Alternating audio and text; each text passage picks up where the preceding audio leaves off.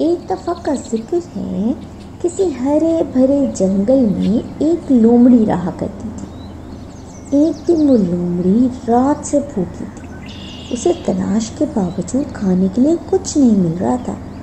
जब वो शिकार तलाश करते करते थक गई तो उसे प्यास महसूस होने लगी। इसी जंगल में एक कुआं भी था। लोमड़ी प्यास बुझाने के लिए कुएं के पास पहुंची तो उसे ये देखकर बहुत खुशी हुई कि करीब ही चंद बकरियां अपने बच्चों के साथ घास चर रही हैं। बकरियां देखकर लोमड़ी की भूख मज़ीद बढ़ गई। उसने सोचा कि पहले पानी से अपनी प्यास बुझा लूं, उसके बाद सुकून से बकरी का शिकार करूंगी। पानी पीने के लिए जब वो कुएं के पास पहुंची तो उसे बहुत मायूसी हुई, क्योंकि कुएं में पानी की सतह बहुत नीची थी। लोमड़ी पानी पीने के लिए झांक रही थी कि अचानक उसका पाँव फिसल गया और वो कुएं में गिर गई। लोमड़ी ने बाहर निकलने के लिए कुएं की दीवार पर चढ़ने की कोशिश की, लेकिन दीवार पर जमी हुई काई की वजह से उसके पाँव फिर से फिसल गए और वो कुएं में जा गिरी। लोमड़ी ने दीवार पर चढ़ने की दोबारा कोशिश की, लेकिन उसे अपने मकसद में कामयाबी न मिल सकी।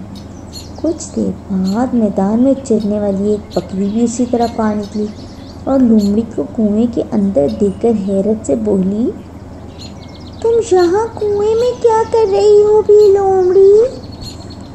बकरी को देखकर लोमड़ी के ज़हन में एक तरकीब आई और उसने कहा, बकरी बहन, इस कुएं का पानी इतना ठंडा और मीठा है कि यहाँ से निकलने को दिल नहीं चाह रहा। अगर तुम भी पानी पीना चाहती हो तो अंदर आ जाओ।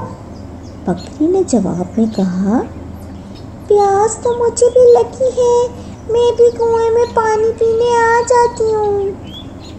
क्यों नहीं, तुम भी ज़रूर ये ठंडा और मीठा पानी पियो, लेकिन यहाँ जगह थोड़ी कम है, इसलिए पहले मेरी मदद करो ताकि मैं कुएं से बाहर आ जाऊँ, फिर तुम सुकून से अंदर आकर पानी पी लेना।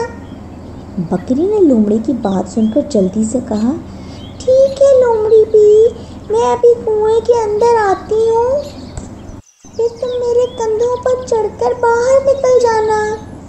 ये कहते ही बकरी ने बिना सोचे समझे कुएं में छलांग लगा दी। लोमड़ी अपनी चाल कामयाब होने पर दिल ही दिल में बहुत खुश हुई।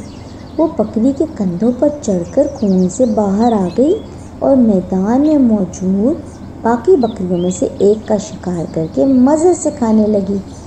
उधर नादान बकरी को पानी पीने के बाद अपनी गलती का एहसास हुआ तो उसने कुएं से बाहर निकलने के लिए लोमड़ी को पुकारना शुरू कर दिया, मगर चालाक लोमड़ी वहाँ से बहुत दूर जा चुकी थी। याद रखिए प्यारे दोस्तों, चालाक दोस्तों से बच के रहना चाहिए।